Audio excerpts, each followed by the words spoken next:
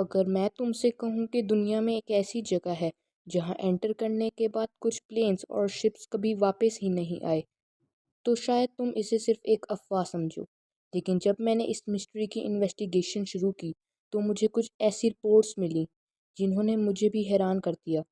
کیا Bermuda triangle واقعی اتنا خطرناک ہے یا پھر دنیا کو سالوں سے ایک کہانی سنائی جا رہی ہے؟ آج ہم متس نہیں، صرف ایویڈنس دیکھیں گے، اور ویڈیو کے اینڈ تک یہ پتہ چلے گا کہ برمودا ٹرائنگل ایک مسٹری ہے یا صرف ایک بہت بڑا مت۔ 5 دسمبر 1945 کو دوپہر کے لگ بھگ 2 بجے امریکہ کے 5 ملٹری ایئر کرافٹ فلوریڈا سے ایک روٹین ٹریننگ مشن کے لیے اڑائے گئے۔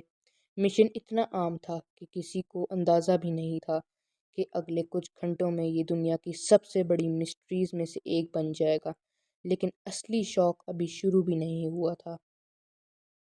اڑان کے کچھ دیر بعد پائلٹس نے کنٹرول ٹاور سے رابطہ کیا، لیکن اس بار ان کا میسج بالکل الگ تھا۔ کیپٹن چارلس ٹیلر نے ریڈیو پر کہا، "we can't see the land, we don't know where we are, everything looks strange". اور پھر خاموشی۔ لیکن صرف یہ پلینز ہی لاپتہ نہیں ہوئے۔ ان 5 پلینز کو ڈھونڈنے کے لیے ایک ریسکیو ایئر کرافٹ بھیجا گیا، لیکن حیرانی کی بات یہ تھی کہ وہ بھی کبھی واپس نہیں آیا۔ ایک دن میں 6 ایئر کرافٹ اور 27 لوگ ہمیشہ کے لیے غائب۔ مگر کیا یہ سب برمودا ٹرائنگل کی وجہ سے ہوا یا کہانی کچھ اور تھی؟ آج سوشل میڈیا پر ہزاروں ویڈیوز برمودا ٹرائنگل کو ایلینز، ٹائم پورٹلز اور سپر نیچرل پاور سے جوڑتے ہیں، لیکن جب میں نے ہسٹوریکل رپورٹس اور انویسٹیگیشن ڈاکیومنٹس پڑھے تو مجھے کچھ ایسے فیکٹس ملے جو ان کہانیوں سے بالکل الگ تھے۔ سب سے پہلے سمجھتے ہیں برمودا ٹرائنگل اصل میں ہے کیا۔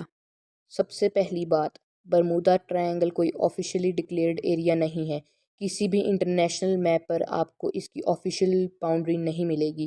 تو پھر سوال یہ ہے، اگر یہ آفیشلی ایگزسٹ نہیں کرتا تو دنیا بھر کے لوگ اسے اتنا خطرناک کیوں مانتے ہیں؟ اس کا جواب چھپا ہے ایک نیوز پیپر آرٹیکل میں جس نے اس مسٹری کو پوری دنیا تک پہنچا دیا۔ اور جب تم جانو گے کہ اس کہانی کی شروعات کیسے ہوئی تو شاید تمہاری سوچ بھی بدل جائے۔ 1945 کے فلائٹ 19 انسیڈنٹ کے بعد بھی برمودا ٹرائنگل کا نام اتنا مشہور نہیں ہوا تھا۔ اصل میں اس وقت لوگوں نے اسے صرف ایک اور ملٹری ایکسیڈنٹ سمجھا، لیکن لگ بھگ 20 سال بعد ایک میگزین آرٹیکل نے اس کہانی کو پوری دنیا میں پھیلا دیا۔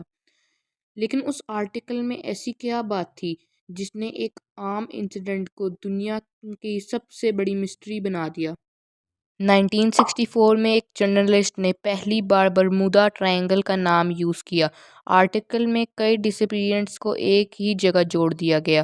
لوگ حیران رہ گئے، نیوز پیپرز نے اسے اٹھایا، ٹی وی شوز نے دکھایا، اور دھیرے دھیرے ایک مسٹری نے جنم لے لیا۔ لیکن کیا ان تمام انسیڈنٹس کا واقعی آپس میں کوئی کنیکشن تھا؟ جب ریسرچرز نے پرانے ریکارڈز چیک کیے تو انہیں ایک عجیب بات نظر آئی۔ کچھ انسیڈنٹس کو اتنا ڈرامیٹک بنا کر سنایا گیا کہ ان کی اوریجنل رپورٹس بالکل ہی الگ تھیں۔ مطلب وہ کہانی لوگوں تک پہنچی، وہ ہر جگہ پوری سچائی نہیں تھی۔ تو پھر اصلی رپورٹس کیا کہتی ہیں؟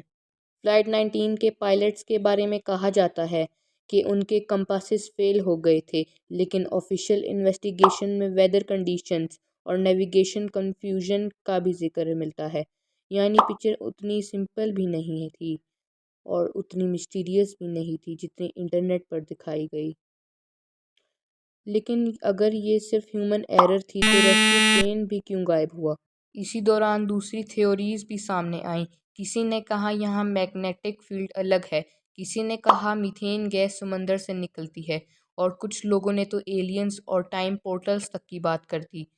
لیکن ان تمام تھیوریز میں کتنی سچائی ہے؟ تو کیا برمودا ٹرائنگل ریئل ہے؟